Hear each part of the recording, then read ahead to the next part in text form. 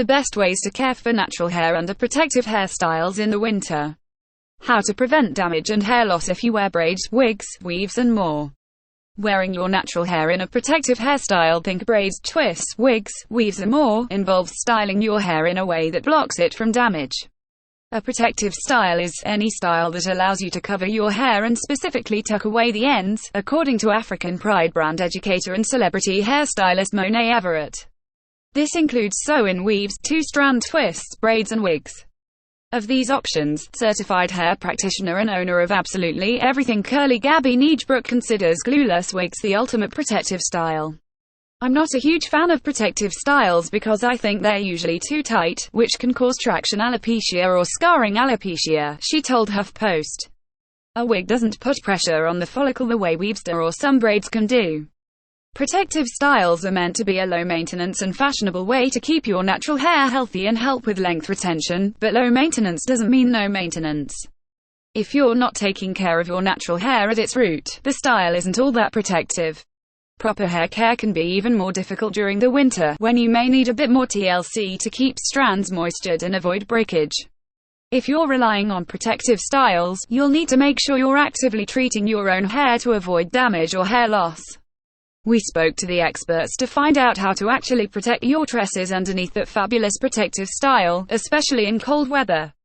Here's what they said. Cold weather makes hair susceptible to more damage.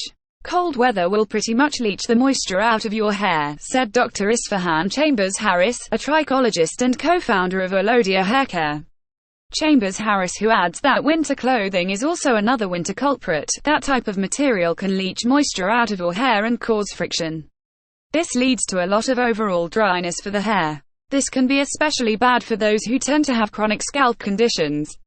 The moisture levels in the hair will go down and you can experience breakage, Chambers-Harris said. What steps can you take to protect your hair? Proper protective style maintenance starts before you get your hair done.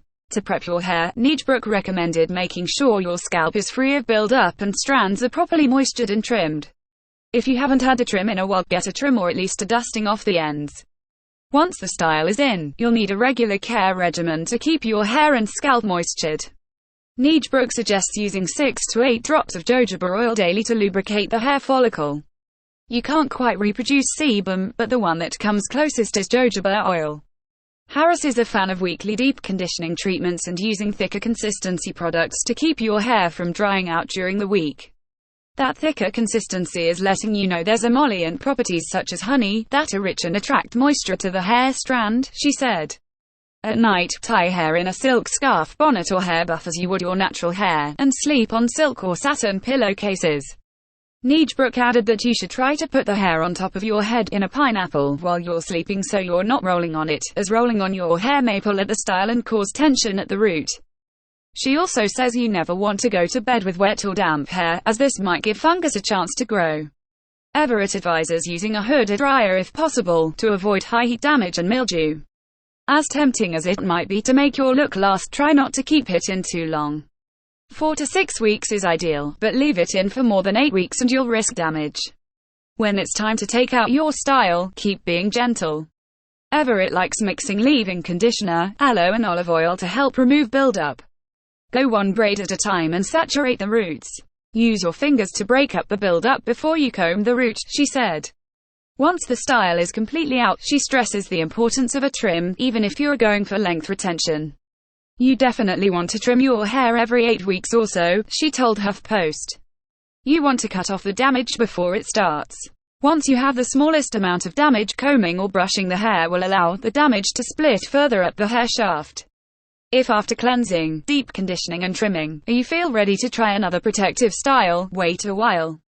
Harris says your follicles will need to rest for at least 4 to 6 weeks between high-tension hairstyles. In the meantime, she recommends keeping it cute with other low-manipulation styles with your own hair like twist-outs, braid-outs or anything that doesn't cause too much tension.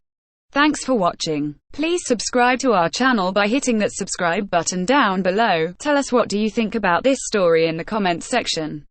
Thanks again for being a loyal fan of our channel.